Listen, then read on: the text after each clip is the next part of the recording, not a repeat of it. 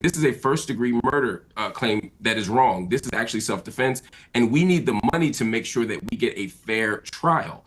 I think, and so whether you agree with his argument or not, I think raising money for a fair trial is different than raising money for a racist. I mean, I think the common. Hey, Marquette, what's your take on the whole? All right, so you have these. They're raising money for the woman that called the black kid an N-word, and then also called the man that was recording the N-word, and she was, seemed like she just had she seemed like she had a lot of hate in her heart. But then they also raised money for, Carmelo Anthony and stuff like that. So what's your take on these, organizations, raising money for these victims? I don't look at the white woman as a victim, but in regards to Carmelo Anthony's family, that's up for take. But what's your take on this whole raising money for the victims?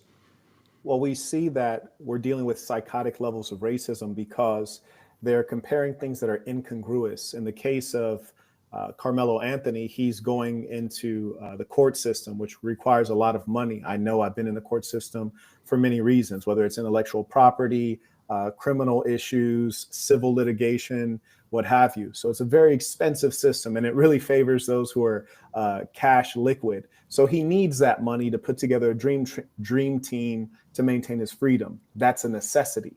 Conversely, with regards to the white woman, she's not going to court. She doesn't need the money at all. In fact, it's just an effort on the part of anti-black white supremacists to show her, we fully support what you said. We support who you are. We support your perspective. And we would, in fact, like to encourage more of this behavior. So it's their way to have a mask on and show that she is supported, in that way of thinking will be praised and there will be no consequences. And mind you, this is radically different than if someone would have said something anti-Semitic. It shows you, like, for example, that group of people, they have power to punish, whereas the blacks, they don't have power to punish these people who wrong them. And this has been historically the case in the United States of America.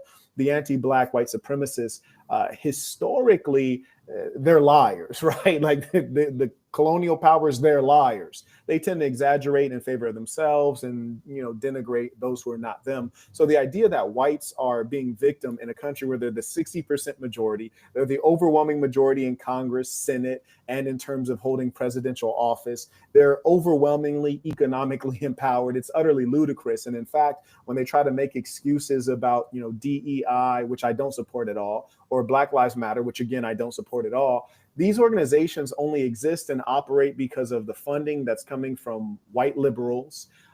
And also they're generally a result of legislation and voting that is decided in a majority rule system, and whites are the majority. So these narratives that they're spinning are clearly false. And if I were on this panel with any one of these folks, I would have obliterated all of them. The black guy, whom I don't agree with, I think he's a bit hyper liberal for my taste and a bit sensitive, but he was the most reasonable and intelligent person in terms of presenting his arguments. Other folks were saying things that were not adding up very much. Let's continue on. Good take.